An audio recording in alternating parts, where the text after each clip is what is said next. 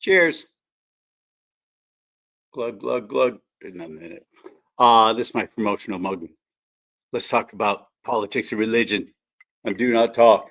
I'm Charlie Simons. This is a nice big 15-ounce mug, red, of course, and very good quality. And I'm so happy with it. And this hat, too. You'll find this and a whole lot more at charliesimons.com. CharlleSimons, charliesimons.com.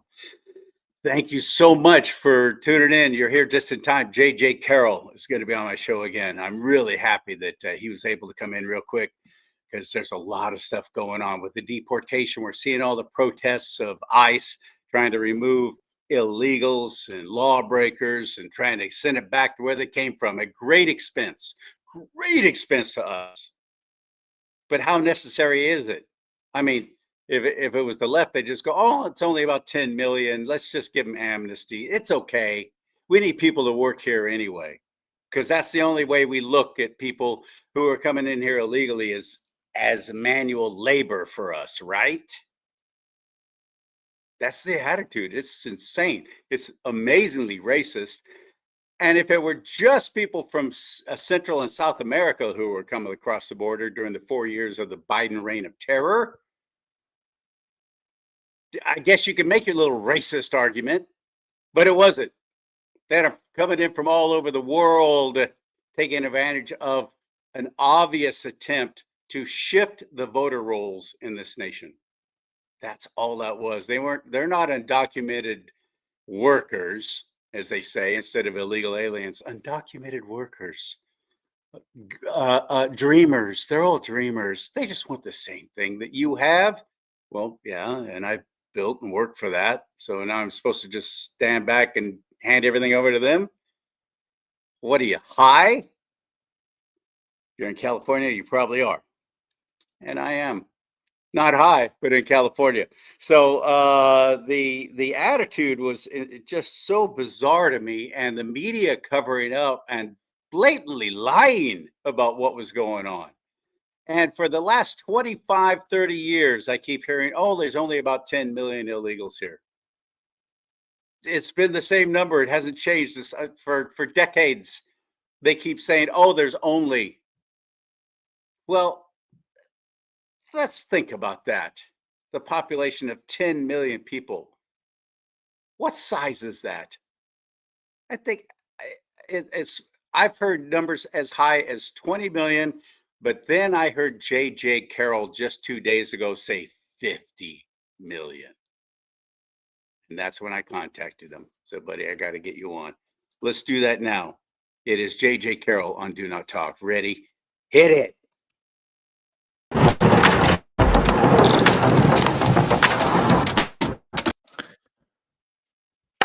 What's up, brother? How are you? I'm doing great. How are you today? I'm borderline amazing. So I'm watching on Rumble Redacted News. You're on with that guy. I like that guy. And they do a great job. Look them up on Rumble, Redacted News. Screw YouTube. You threw out that stat. And you also said some other things that just stunned me because we don't know these things.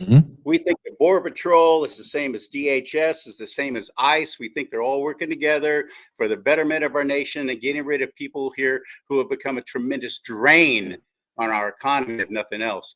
And that's not how it is. That's not how it works, is it? They're separate entities and they're all seem to be.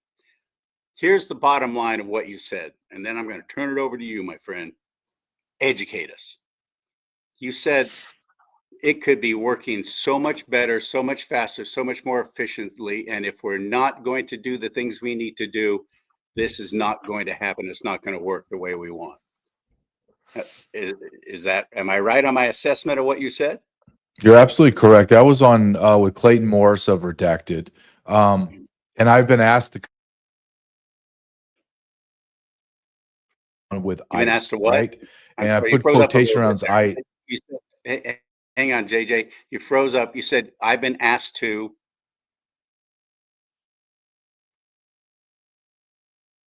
Are you there? Dang it. Oh, no. Are you there, JJ?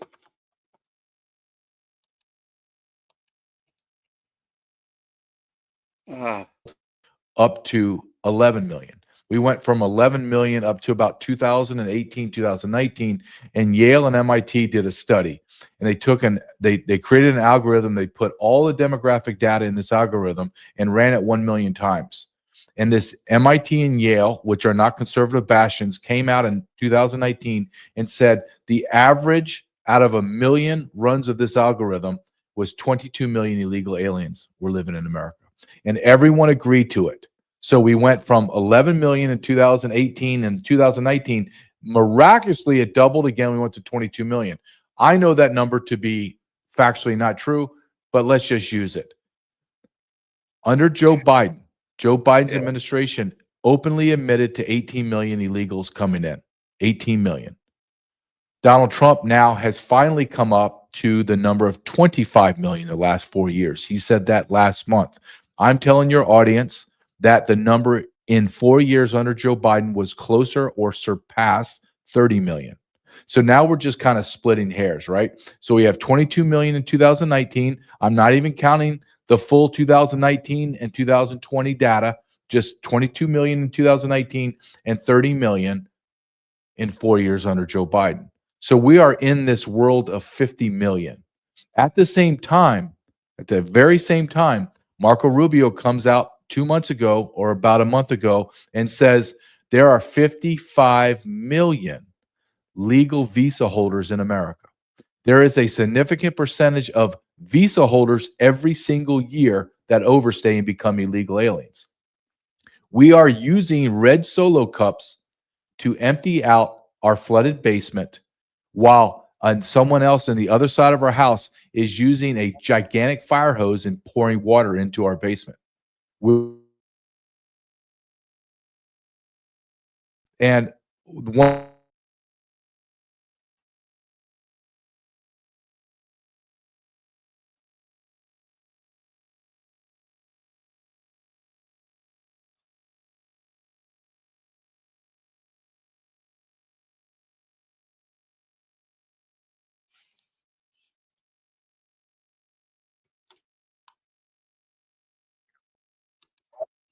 lawyers, the vast majority of them, I wrote in my book, Treason, documented at least 12 of them, a dozen of them, just to give my audience, my reading audience, an idea who we were talking about.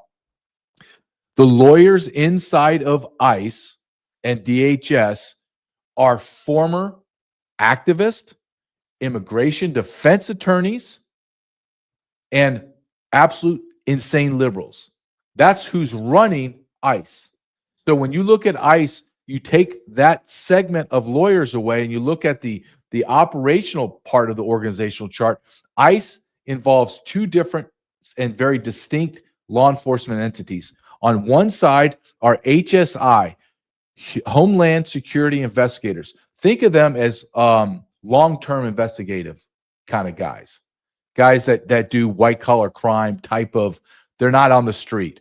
On the other side is called Enforcement Removal Office or Operations, and those are deportation officers fall under that. So deportations officers are doing jail check.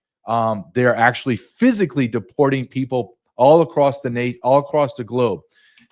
What these two entities never do, and I mean never do, are street arrest. Never. They are file by file by file, meaning I get a case file, I do surveillance on that subject, hours, maybe days to find them, and then I make an idea, an approach, and I arrest that individual. Same thing with the ERO and ICE. They're not going from location to location and making arrests. They're doing case files. If you don't believe in my number of 50 million, well, let me give you an example. Let me give you some data points. Reports takes forever.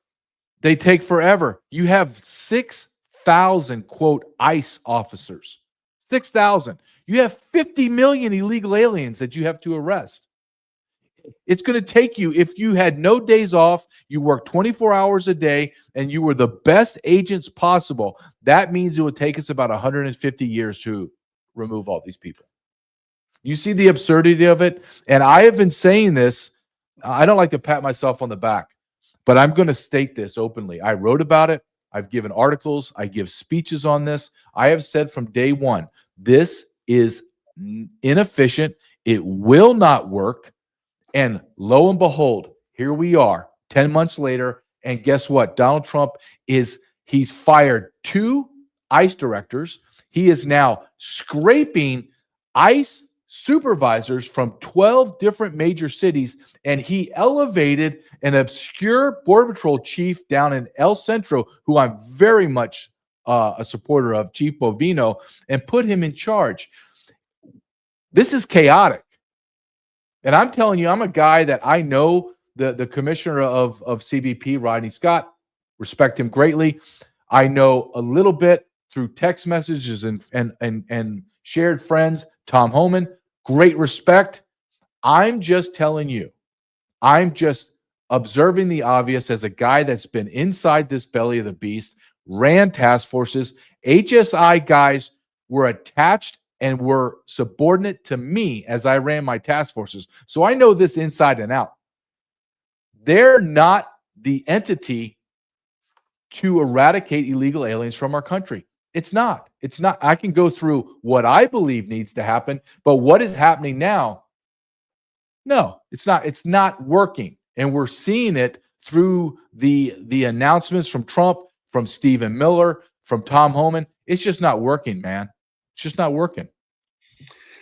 We had 4 years of communist Mayorkas firing and early retiring all the people who were actually effective in doing work and replacing them with people who thought and acted just like he and Obama and Biden and the whole rest of the communist manifesto that we called the Biden administration. Of course, 8 years under Obama, it really all started, didn't it? President Trump was a little distracted when he was president number 45 with all the impeachments and all this crap going on to try and with a scalpel go in and go, we got to start getting rid of these people that Obama put in here. He had 8 years of another reign of terror. And how do we, good heavens, Tom Home is just one man. Trump is just one man. This other gentleman you were talking about who's now heading up another department and agency, just one man against a whole lot of people who seem to be throwing nothing but obstacles in their way of getting the job done. Am I right? You're absolutely right. And so you asked what needs to be done. Well, the very first thing that needs to be done is our actions have to coincide with our words. So what's the words that have been used by President Trump and everyone in this immigration world? This is a national emergency, and I believe that completely. So, but our actions are not equal to our words. If it was a national security issue, meaning that we are under a physical attack, which we are under a demographic attack right now as we speak. Thousands, not hundreds, thousands of illegal alien children are being born in the United States of America and be granted birthright citizenship every single day in America. So if we believe this, then why doesn't our actions meet? Meaning, if I was ever consulted, which I will be very honest, I'm shocked that I never was even called to ask, but me too. And men like me, and men like me. Were you on President Trump's radar, for heaven's sake? Well, it's not like I'm an obscure guy from nowhere. So because they don't want to hear what I have to say. What I have to say, if he would have brought me in the very first moment he got elected, I would have told him, sir, the very first thing you must do is you must go and secure that border with military and all of your might and slam it shut. He did that, and he's doing it today. Then I would tell him, you need to immediately do about face and focus on the interior. And what you need to do immediately, sir, is assign a general directly at the hip with Tom Homan, and that general, wherever branch of military you want to bring him from, but I want a general that has been in war and has had been tasked with strategic movement of people and materials.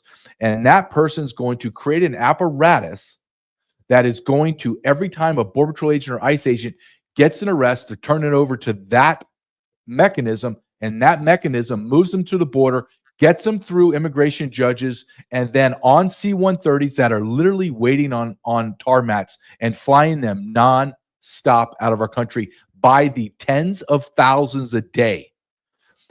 At the same time, you are going to make a strategic demand of your Border Patrol chiefs, and you're going to say, in San Diego sector, for example, what is the number that you need of agents to continue to work with the military to keep the borders completely shut down? I believe it's about 25 to 40% of the agents that are in each station.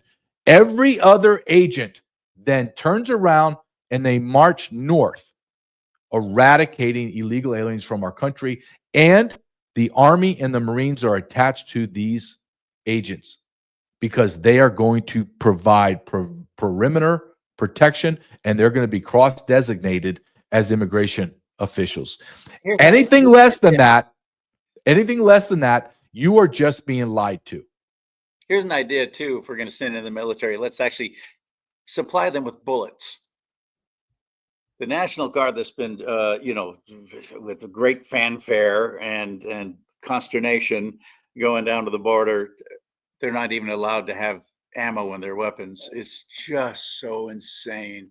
See, and people are going to hear you say that, Charlie, and they're going to go, he is so full of crap. Okay, let me tell you, everything that you just said is 100% true. I'll tell you a quick story.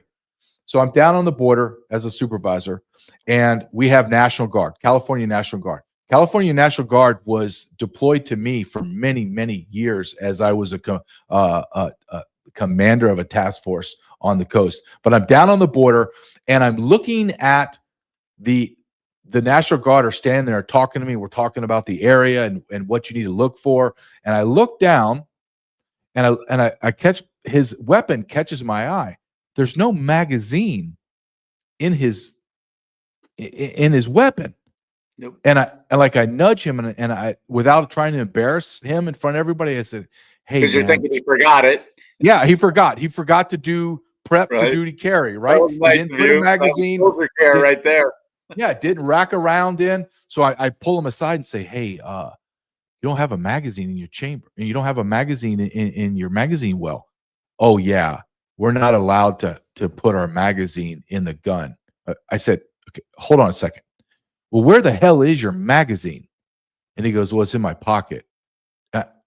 I said, "So when I get in a shootout and you're my backup, I have to wait for you to put the magazine in the magazine chamber and then rack around and then come up and fire?" I said, "You're going to be dead too. Who in the hell's telling you to do this?" "The governor." I said, "Okay, why are you here? If we're going to play this bullcrap game of this is life and death, I want your audience to understand the border is one of, if not the most violent place in America. You think Chicago and New York and all that's violent? That's tiddlywinks down there dealing with the cartels and the human smugglers and the narco smugglers, and then all of the MS-13 and child molesters and rapists. It is a war zone. So in California, I get basically dudes on the border to help me. I don't need dudes. I need men with guns. Right. And that is that is a great example that I can paint as how I feel about what's happening in the interior of the United States of America. We need men with weapons that are going to go in there and crush. Look, this is another topic that another part of this that has to be discussed. I'm so tired of seeing half-assed law enforcement tactics. Why are we not crushing these people? We're allowing them to hurtle rocks at us, shoot at us, ram us with cars. I've been wondering the same thing.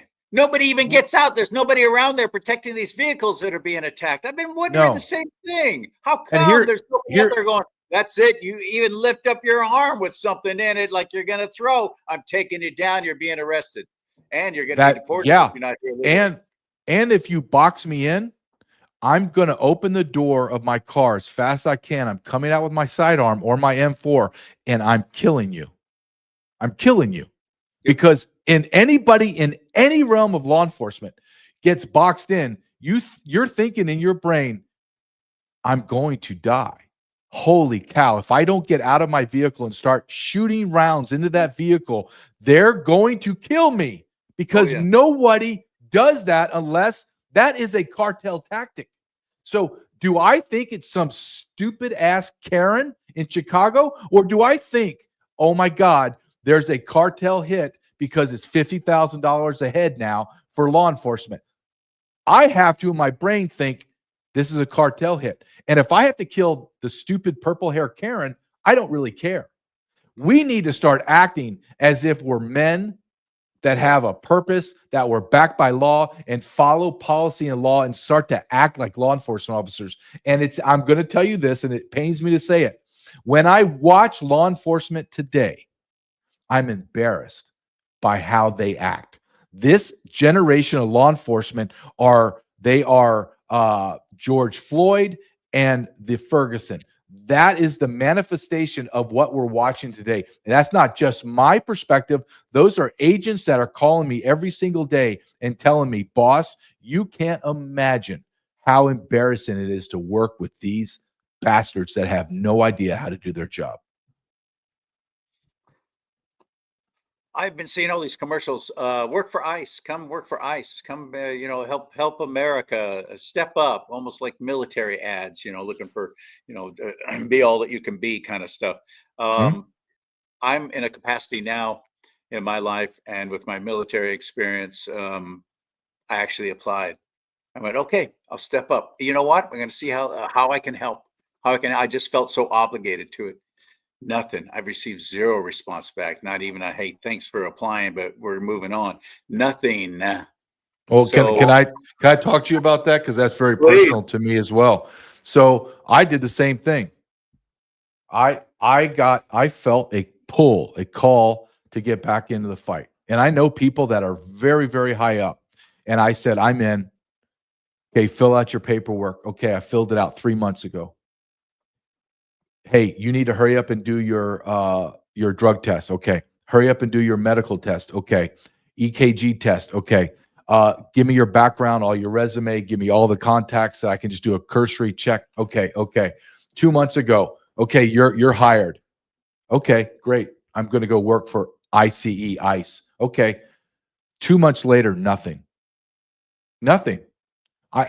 I took a job. I said, I want to come back and I want to work.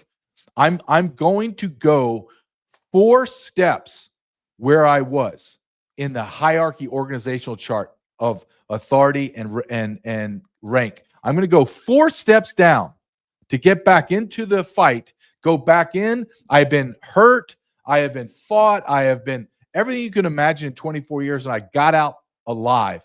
And I'm saying to you, federal government, you asked me to come back. I come back. And I'm ready to get back into this war and then throw my body into it again, knowing that I'm going to get hurt. It's not if I get hurt, it's when and at what degree am I going to get hurt, because I'm going to be fighting every single day. And those bastards can't even call me.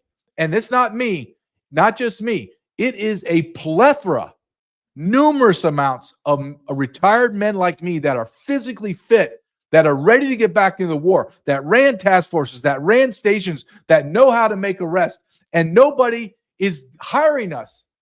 What in the God's name is happening inside our government? I don't get it. You seem so desperate for people and for help. Okay, here I am. Send me. Nothing. Crickets. What's going on? It is such an obvious government bureaucratic disaster.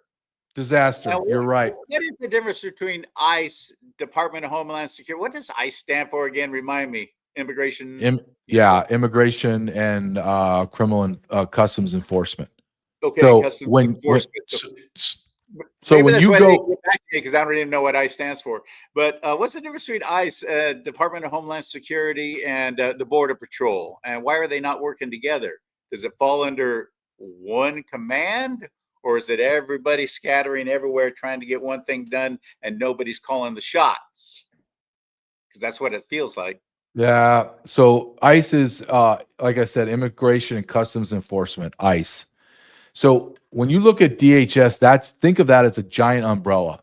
Okay. And under that, you have all kinds of other law enforcement entities. So ICE is considered part, like I said, part of the, so let me give you an example. So I ran a task force in the Border Patrol, and it was a narcotic task force on the coast. So we arrested all El Chapo Guzman, Sinaloa drug cartel loads. So we would get the loads, be about, say, 7,000 pounds of narcotics. I'd arrest 25 people that were the gang members that were hired to mule the narcotics off the beach onto waiting vehicles, etc. So I would wrap up the case. I would turn over. You have 3 boat captains. You got like 2 or 3 vehicle drivers. So about 30 guys. I would hand over 30 guys to another task force attached to my task force that were HSI investigators. And I would turn all this stuff over, and then they would help prosecute it and then do a, quote, longer investigation, like where the narcotics are going, what avenues are they using, where are they at, is it in Chicago, okay, how do they get, blah blah blah, right? So they do that. Border Patrol takes care of the border. We secure the border. However, people don't understand that my jurisdiction isn't confined to the border, and there's 4 borders. So everybody's aware. Everyone just thinks that we are controlled of the southern border. We have a southern border, a northern border. We have an east and west coastline. So 100 miles inland from every border, I have jurisdiction. And I have jurisdiction at every international airport. Because what is an international airport? It is a port of entry. So now that is a, quote, border. So basically I have authority in my area of operation is the United States of America.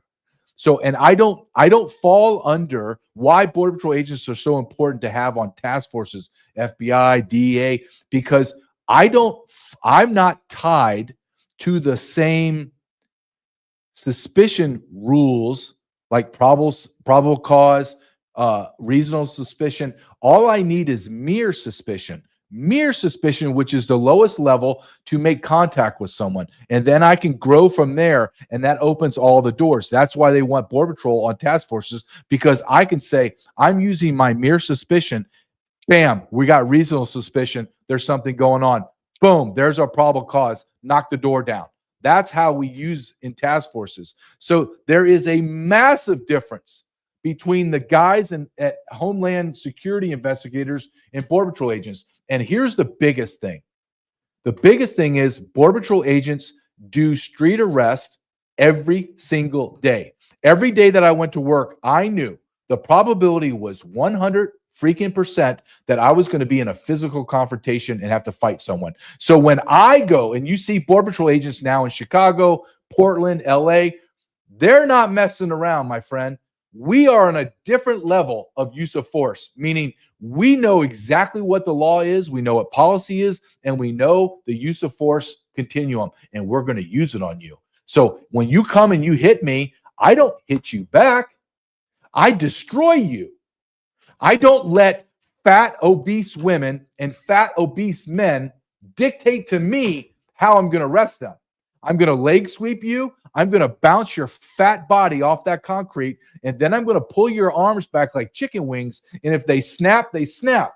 It's just too bad. If I got $1 for every shoulder I snapped or wrist I snapped in my career, I'd be a millionaire. Because if you do not want to be arrested, I have to use, and I'm allowed by the law to use a level of force to subdue you. If that means I have to break your shoulder, then I break your shoulder.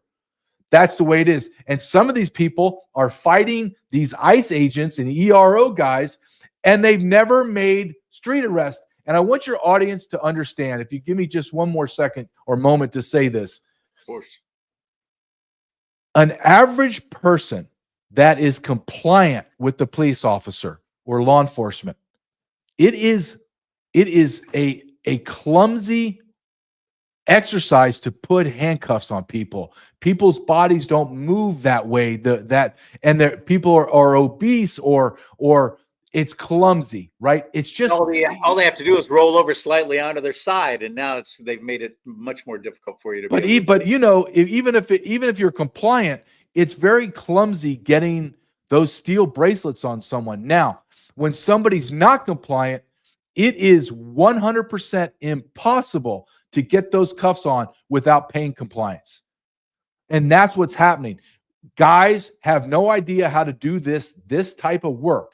That is why Donald Trump has given the Border Patrol and said, you are coming in, and these top 12 cities in America that have the most population of illegal aliens, I'm removing, basically, I am firing ICE directors, ICE, whatever the hell they call them, to upper management, and he's replacing them with hand-picked Border Patrol agents.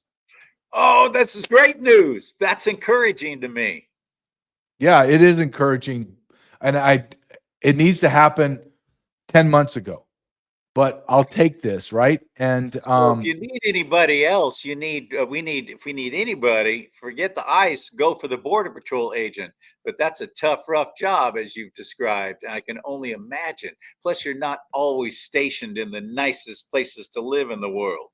No. It's a hard job. The only difference between that and being a prison guard, basically, is at least you're outside most of the time. But yeah, oh, I don't envy it. That's a tough breed of person, men and women doing this. Sounds like we need more, though. well, let's give you an example. At the height of Border Patrol population, we had 21,000 and change. Right now, we are below the 15,000 mark. Oh my goodness. Why would you? They couldn't hire anybody for 4 years, and everyone else was retiring. Men like me. My last year in the Border Patrol was Joe Biden's first year, and I knew that I could not. I would never follow these unconstitutional orders, and therefore I did the honorable thing, and I said, I'm out.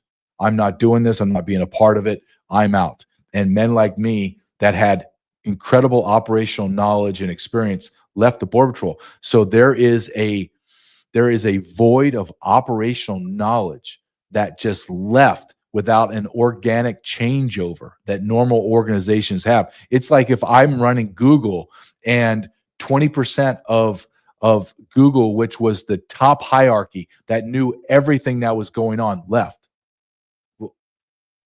Where's all that knowledge? Did you write it down? You can write it down, but who's going to read it? It's a transfer of knowledge and experience from senior agents to new agents, and then that history, that culture maintains. They don't have that anymore.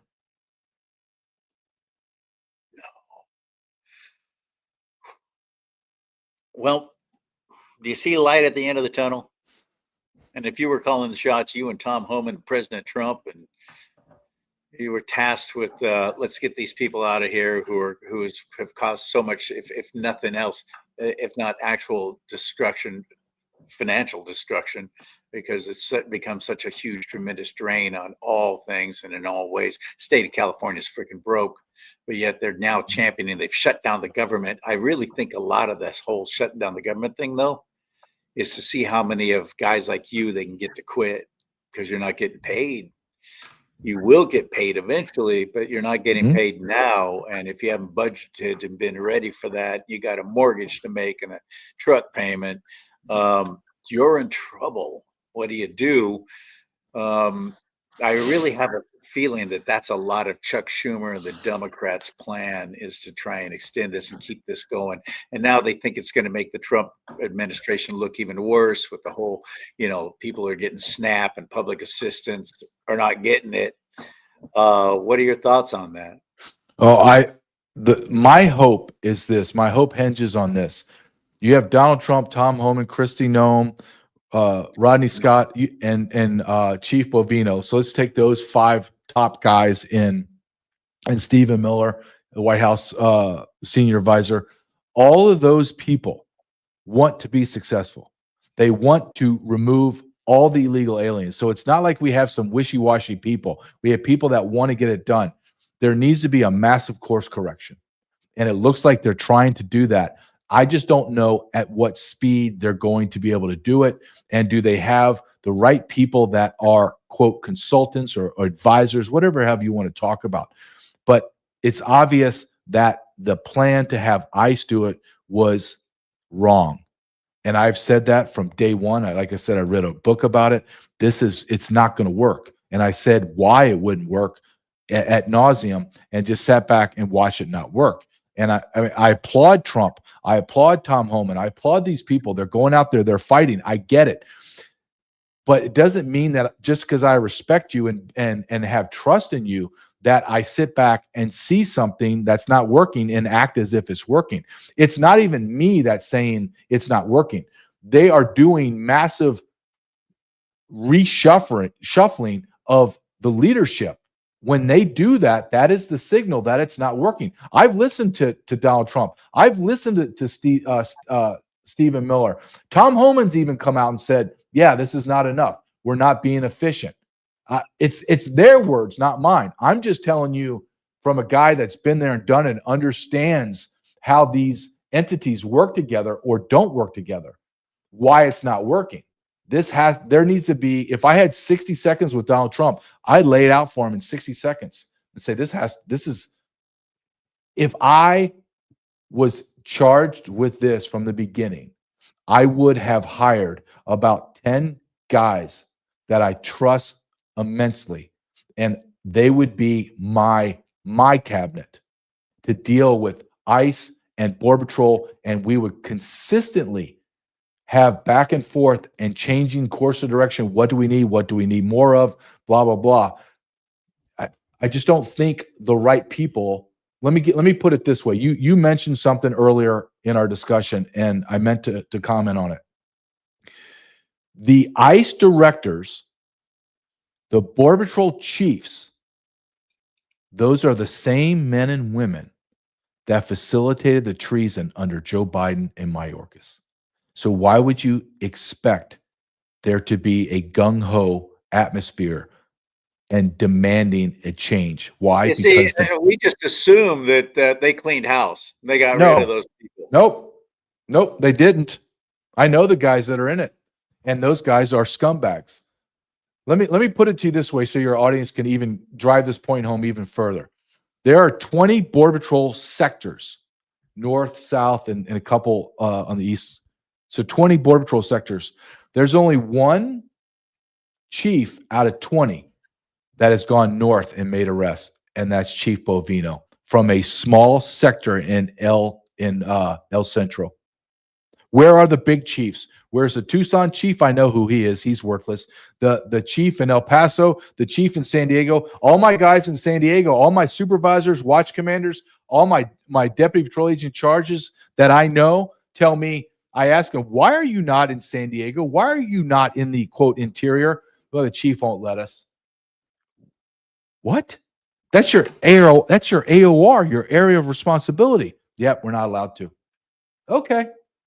So you have people inside these organizations that are sympathetic or incompetent or have no courage because they were the same people that bent a knee, prostrated themselves to the Biden and Mayorkas and committed treason against America.